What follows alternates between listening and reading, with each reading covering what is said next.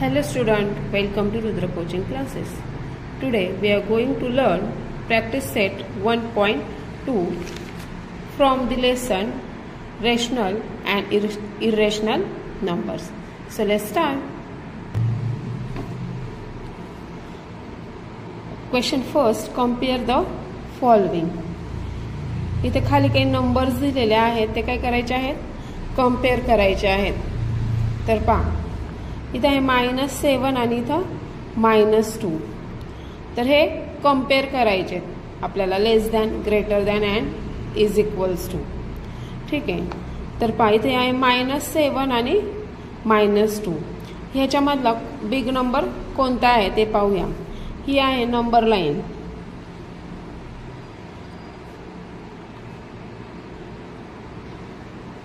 इथं positive number 1 2 3 4.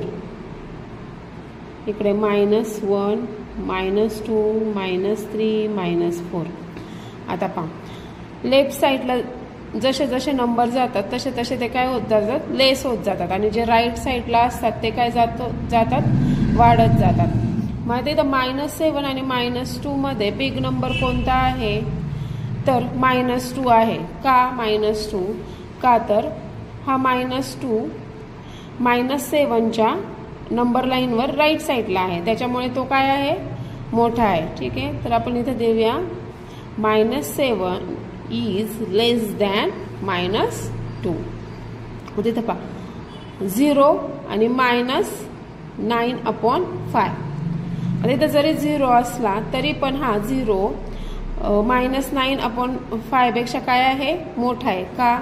का तर इथं मायनसचं साइन आहे 9/5 ला, त्याच्यामुळे हा नंबर ग्रेटर आहे. 0 इज ग्रेटर दॅन -9/5. 8/7 आणि इथे आहे 0. आता यांच्यामध्ये कंपॅरिझन. आता इथे 8.7 मोठा आहे, म्हणजे 8.7 इज ग्रेटर दॅन 0. इथे पहा -5/4 आणि इथं 1/4 आहे. यामध्ये बिग नंबर कोणता आहे, तर 1/4. का तर ह्या नंबरला काय आहे, मायनसचं साइन आहे. 5 जरी मोठा असला तरी 5 ला मायनसचं साइन आहे, म्हणून 1/4 काय आहे, मोठे आहेत.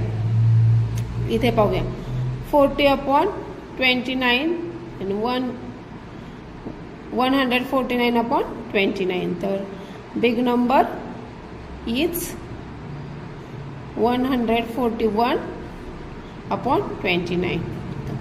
-17/20 आणि -13/20. तर -17/20 इज लेस दॅन -13/20.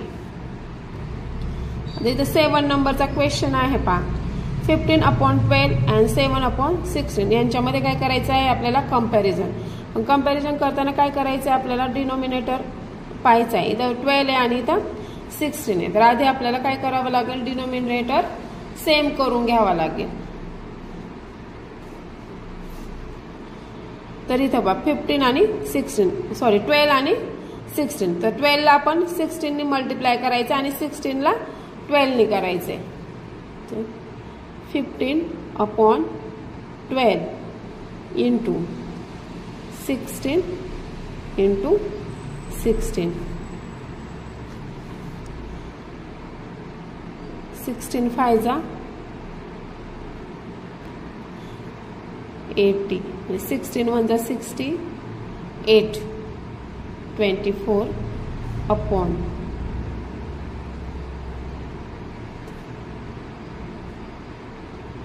192. तर 7/16. आता ह्या 16 ला कशाने मल्टिप्लाय करायचंय, 12 ने, म्हणून 7 ला पण 12 ने.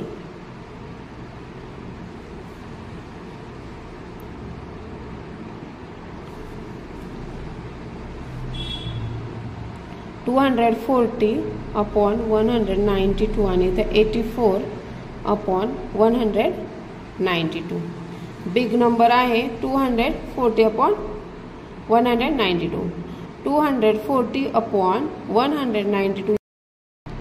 9 नंबरचा क्वेश्चन आहे 12 अपॉन 15 अँड 3 अपॉन 5. इथं डिनोमिनेटर आहे 15 आणि इथे आहे 5. तर आपल्याला दोघांचे पण डिनोमिनेटर काय करायचे आहे, सेम करायचे आहेत. जर आपण इथं 5 ला जर 3 ने मल्टिप्लाय केलं तर याचं डिनोमिनेटर होणार आहे 15. तर पहा 5 ला 3 ने मल्टिप्लाय करायचं म्हणून 3 ला पण आपण 3 ने मल्टिप्लाय करूया. 3 upon 5 is equal to 3 into 3. 3 3 जा 9, 5 3 जा 15. 12 अपॉन 15, 9 अपॉन 15. तर ह्या दोघांमध्ये 12 ग्रेट आहे का 9? तर 12 is a greater than 9. So 12 upon 15 is greater than 9 upon 15. Therefore 12 upon 15 is greater than 3 upon 5. 10 number question is minus 7 upon 11 and minus 3 upon 4. Here is denominator is 11 and here denominator is 4. तर आपल्याला काय करायचे आहे, दोघांचे पण denominator same करायचे आहे. आता 11च्या टेबलमध्ये 4 नाही आणि 4च्या टेबलमध्ये पण 11 नाही आहे. मग काय करायचं आहे, आपल्याला क्रॉस मल्टिप्लिकेशन करायचं आहे. तर पाहूया. -7 upon 11 multiply by 4 multiply by 4. 7 4 जा -28. 11 4 जा 44. -3 upon into 11 and 4 multiply by 11. -33 and 44. -28 upon 44 -33 upon 44. -28 upon 44 is less than -33 upon 44. So therefore 7 upon 11 is less than -7 upon 11 is less than -3 upon 4.